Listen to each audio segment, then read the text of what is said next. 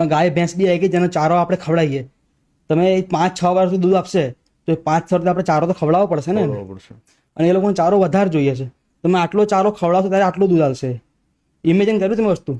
અને ચારો ઉગાડવા માટે પાણી પણ જોઈએ છે. એક કેલ્ક્યુલેશન કરશો ને તો 1 લીટર દૂધ બનાવવા માટે 600 થી 700 લીટર પાણી વપરાય છે.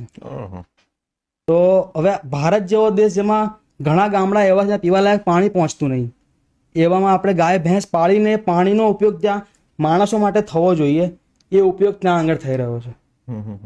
અને અલ્ટિમેટલી ત્યાં બી ક્રૂરતા જ થાય છે એ લોકો જોડે. તો એક તો જમીન આપણે જંગલો કાપીએ છીએ ખેતી કરવા માટે, ખેતી પણ આપણે એમના માટે જ કરીએ છીએ, પ્રાણીઓ માટે. જો પ્રાણીઓ આપણે ઓછા કરી દઈએ, દૂધ ઉદ્યોગનો માંસ ઉદ્યોગ ઓછો કરી દઈએ તો એ પ્રાણીઓની સંખ્યા બહુ ઓછી થઈ જશે.